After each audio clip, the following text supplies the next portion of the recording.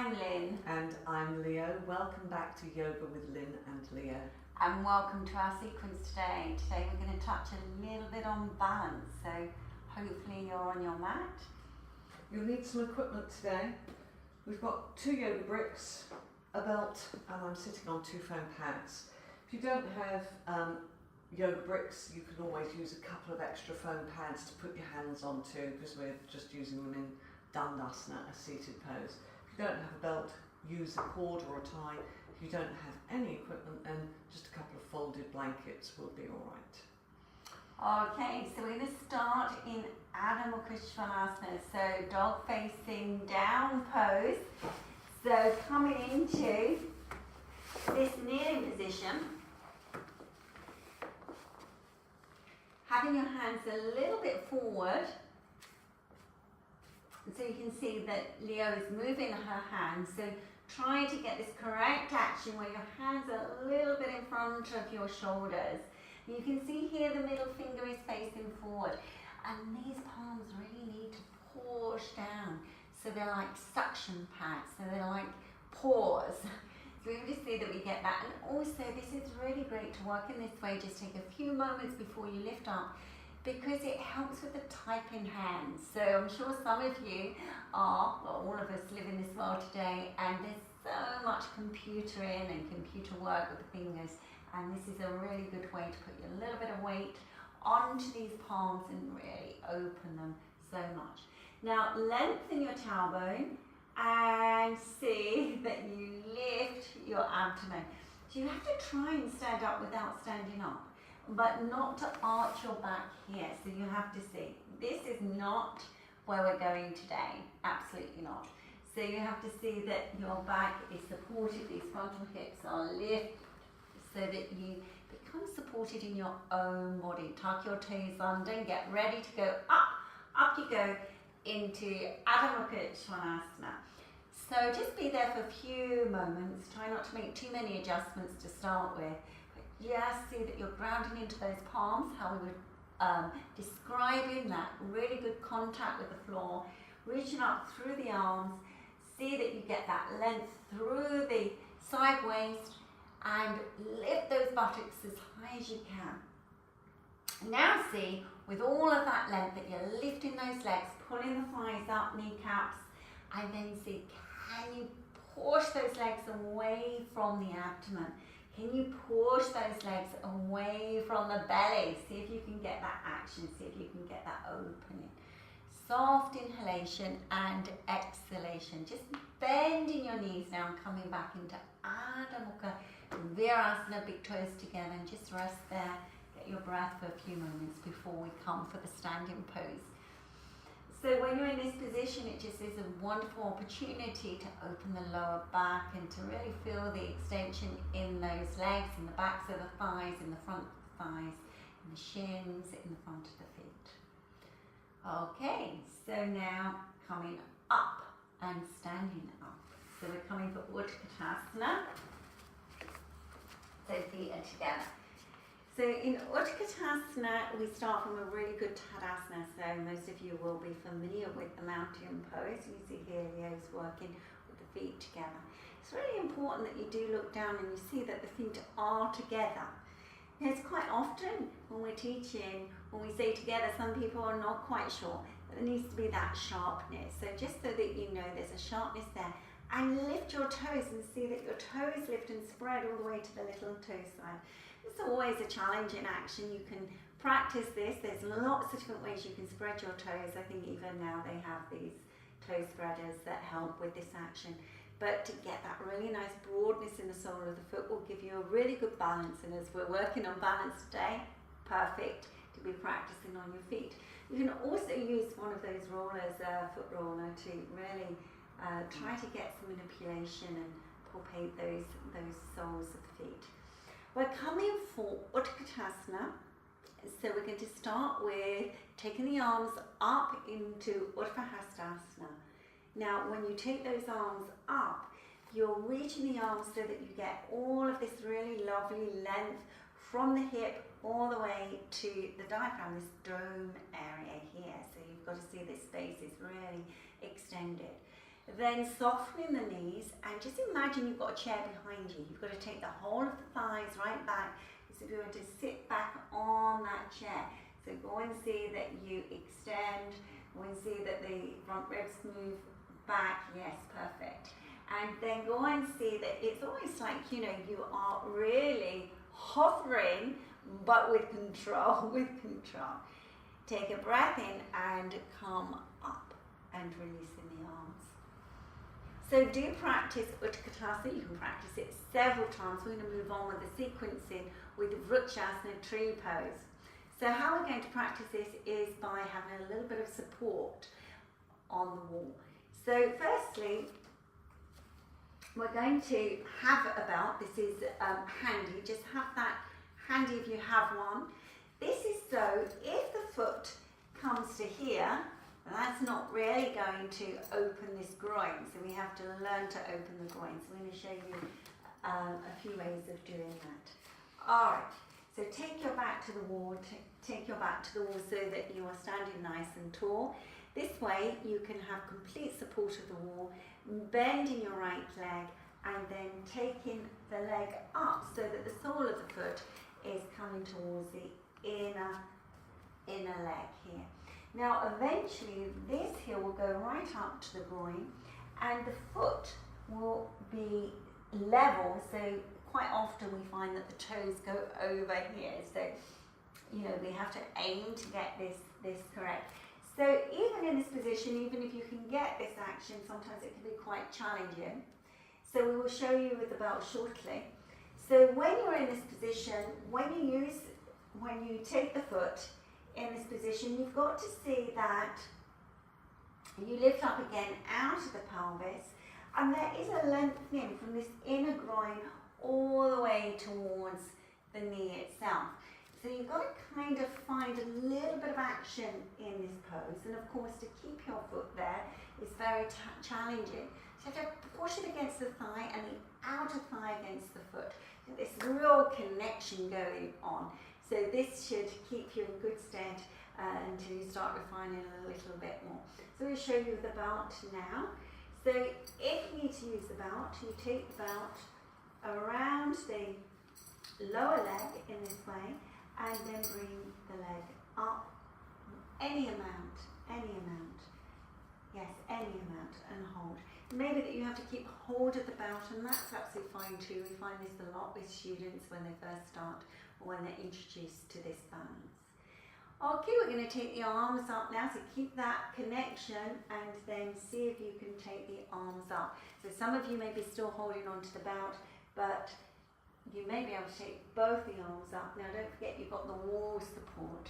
So this is really a nice way of working, and also it gives you a chance to refine the pose a little bit in terms of getting that long length from the groin to the inner knee.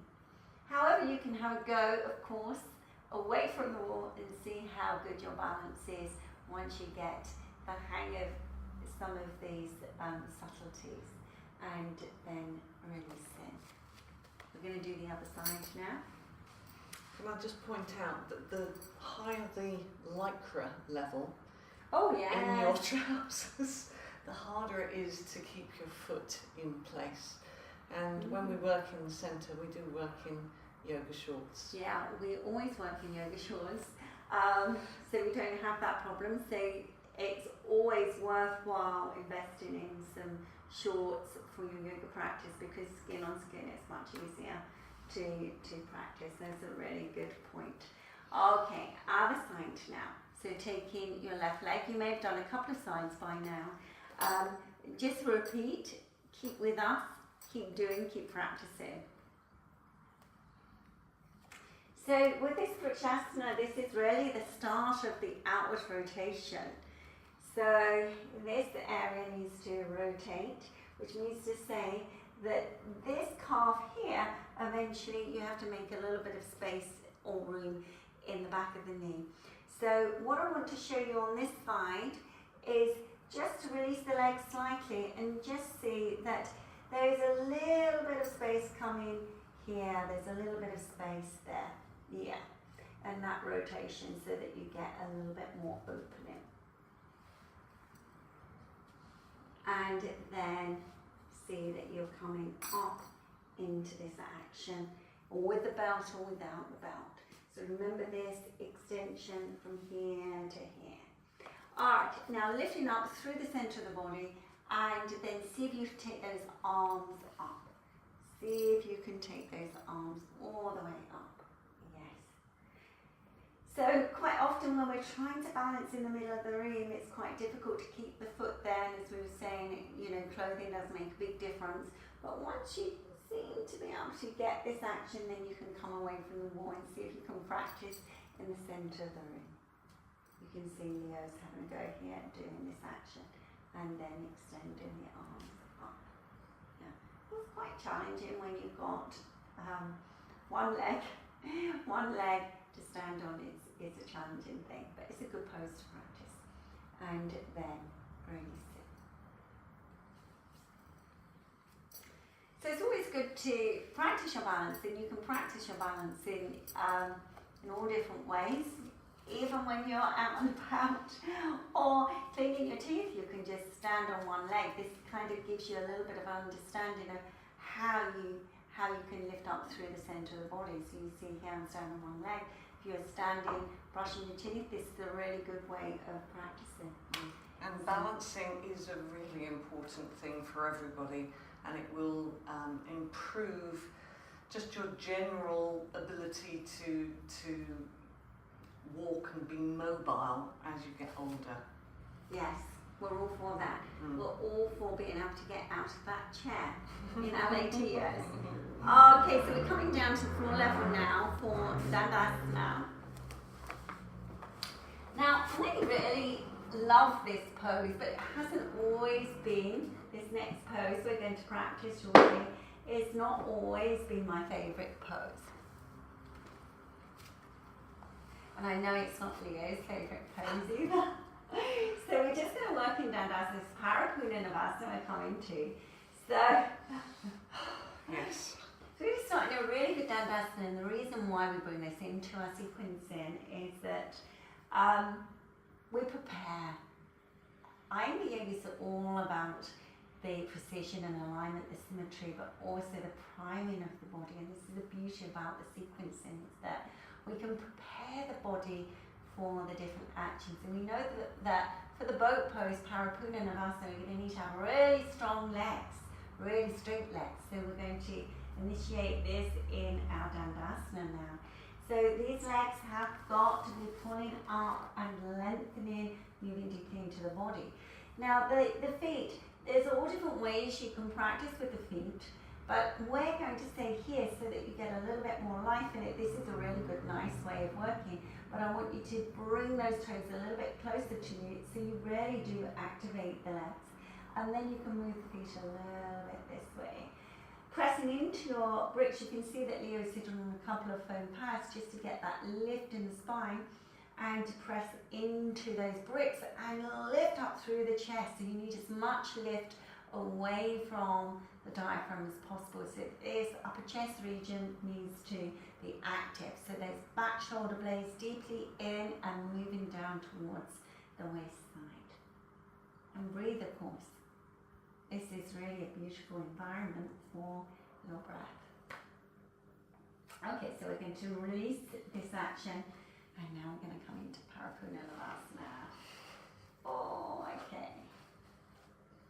And so learn to love this pose, because this is really how you learn all of those really strong lifts, wrist, arm lifts, inversions. All of this comes into this pose, and we can avoid it so much, but actually we're going to see that it just comes back to haunt you if you avoid it. yeah, it does. It certainly does. Alright, so we're going to show you the pose, and then we're going to show you how you can get into the pose eventually. So you can have the belt in a moment. So taking the hands back. That's it. Now in Dandasana, you just got to think Dandasana, open chest, open diaphragm, open abdomen. And then you have to see that something magical happens here, because these legs have got to lift up. So you've got to take yourself back until you feel that the legs are being pulled right up into the sockets. Go back and then lift those legs up. So you take the legs here and then lift the chest and see if you can have the arms so that they're like a boat. Take the arms in this position. Go and see that you keep that action, keep that lift, keep that opening and awareness, and then slowly release down. Okay, so I'm sure all of you are doing that extremely well. But if it's anything like how we introduce this at the center, people find this really challenging. So you're going to take the belt around the balls of the feet. And then you're going to see that you lift the chest and just be in this position. Now just being in this position is great. Just stay here. Now we're going to see if we can go a little bit further. So we need to tie the belt. So those of you who haven't got a belt, then this is the time that you have to consider to invest in a belt. So, and also it needs to be reasonably long, so we will just check this one out because this might be, because Leo's quite tall, so it might be a little bit too small for her. We'll see. She's quite neat and compact but tall. Alright. That's cool. That's good. Okay. Yeah. So you can purchase long belts that I think are 2 meters or 3 meters long. They're quite long, so they're worth having. Okay, so you take your hands behind you and then you see you've got to have that wonderful support and see if you can come up into Parpuna, Navasana. Okay. That's quite nice, isn't it? It's so much nicer than doing it without any support. And then extending your arms forward. Yeah. So if you do struggle with this pose, then this will give you the framework to be able to work from, and then eventually, hopefully, you'll be coming into the centre of the room and doing that just without the support.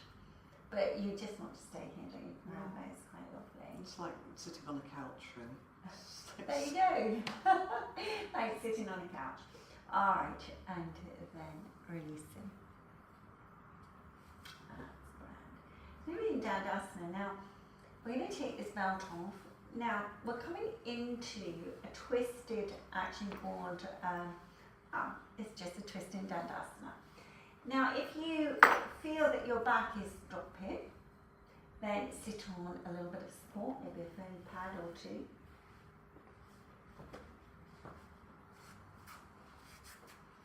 Extend the legs so that you're pulling the buttock flesh away from the bone, and take your hands down beside you, roll your shoulders back and down and lift. Okay, so you're going to twist to your right now, so you're going to take your left hand to your right outer leg anywhere, but not to the hip. It's got to kind of go a little bit, got to reach a little bit, and then take your back hand back.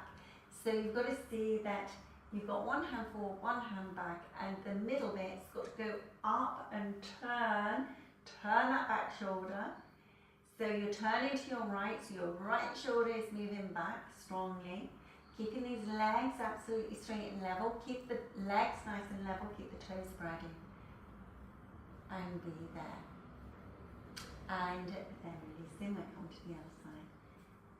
So do practice this several times. So we're going to just show you this one time, and then taking the back hand back, taking the hand to the outer shin, and getting that lift and turn, lift and turn, lift and turn. Keeping that opening and awareness. And then release it. So do practice this, as I've said, several times. And then bend the legs and come into a bent leg Shavasana. So move all your supports away. Really important that you just give yourself this space and time. Before you know it, you're back in the world. So just nurture yourself with this quietness, just lying on the floor, being in this supine actually with the knees upright. Let the abdomen completely release towards the spine. Soften your facial features, your eyes, your throat. The shoulders release down. And turn, be sure that you're turning the arm. The upper arm, the wrist, the palm, all up towards the ceiling. And just be here. It's always useful to have a timer when you first start yoga. Put your timer on for 5 minutes or however you work the timings is really up to you. 5 or 10 minutes in this pose is really beneficial. We're going to end our video now, so we hope you enjoyed this practice today, and if you like the channel, then please do press the like button or even subscribe. Namaste.